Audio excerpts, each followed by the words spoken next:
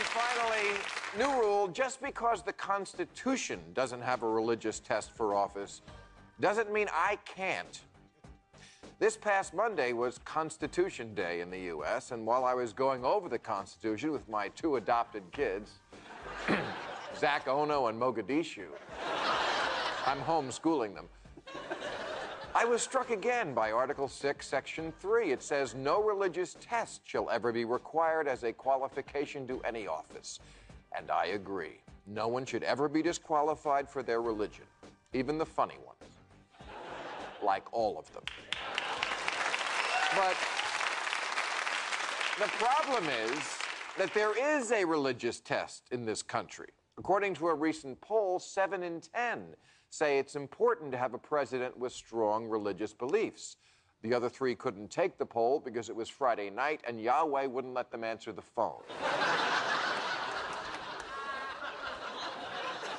But fair is fair. So for myself and the other 15 to 20% of Americans who the majority call non-believers, but who I call rationalists, here is our religious test for office. If you believe in Judgment Day, I have to seriously question your judgment. If you believe you're in a long-term relationship with an all-powerful space daddy who will, after you die, party with your ghost forever, you can't have my vote even for Miss Hawaiian Tropic. I can't trust you at the levers of government because there's an electrical fire going on in your head. Maybe a president who didn't believe our soldiers were going to heaven might be a little less willing to get them killed. Yeah.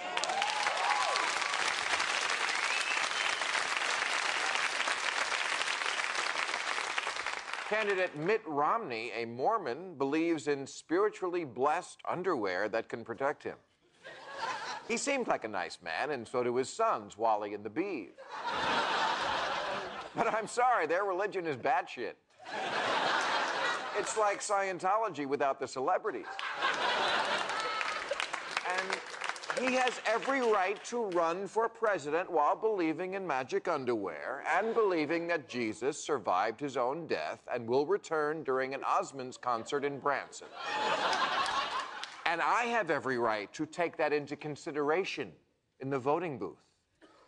And at the end of the day, is magic underwear really that much crazier than giant arcs, or virgin births, or talking bushes? You're either a rationalist or you're not. And the good news is, a recent poll found 20% of adults under 30 say they are rationalists and have figured out that Santa Claus and Jesus are really the same guy. Now, 20% is hardly a majority, but it's a bigger minority than blacks, Jews, homosexuals, NRA members, teachers, or seniors. And it's certainly enough to stop being shy about expressing the opinion that we're not the crazy ones.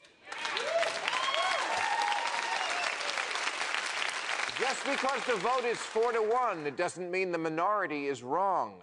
People who were against this war from the start were a minority. The majority used to believe the world was flat. But if you believe that today, you'd either be packed off to Bellevue or asked to co-host The View.